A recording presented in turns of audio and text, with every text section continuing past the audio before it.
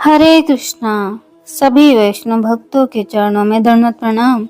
तो चतुर्मास समाप्त होने को आया है और चतुर्मास की जो अंतिम एकादशी है उस एकादशी का नाम रमा एकादशी है। इस व्रत कथा के बिना अधूरा है रमा एकादशी व्रत कथा। जाने पौराणिक कथा। इस साल रमा एकादशी पर काफी शुभ योगों का निर्माण हो रहा है। चलिए चलते हैं कथा की ओर। कार्तिक मास के कृष्ण पक्ष की एकादशी तिथि का नाम रमा एकादशी है और रमा एकादशी का व्रत रखा जाता है। हिंदू धर्म में इस एकादशी का विशेष महत्व है क्योंकि ये दिवाली से पहले होने के साथ साथ चतुर्मास की आखिरी एकादशी होती है।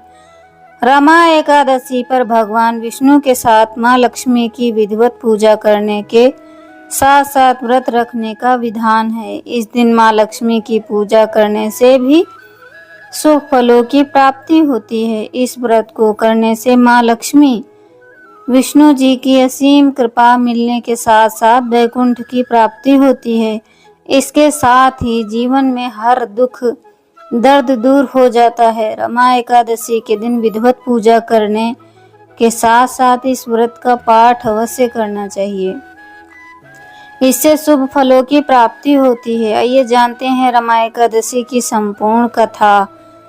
धर्मराज युधिष्ठिर कहने लगे कि हे भगवान, कार्तिक कृष्ण पक्ष की एकादशी का नाम क्या है, इसकी विधि क्या है, इसके करने से क्या फल मिलता है, सो आप विस्तार पूर्वक बताइए।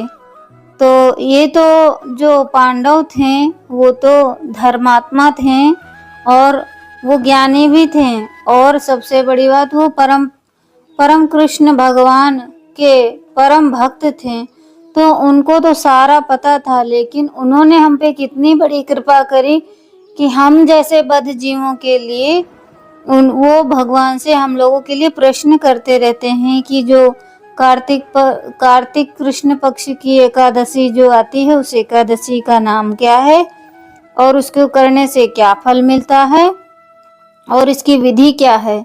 तो श्री कृष्ण कह रहे हैं कि भगवान श्री कृष्ण बोले कि कार्तिक कृष्ण पक्ष की एकादशी का नाम रमा एकादशी है। यह बड़े बड़े पापों का नाश करने वाली है। इसका महात्म्य मैं तुमसे कहता हूँ, ध्यान पूर्वक सुनो। इसलिए जब कथा होती है तो हम दुनियादारी चीजें छोड़ के सिर्फ और सिर्फ कथा में ही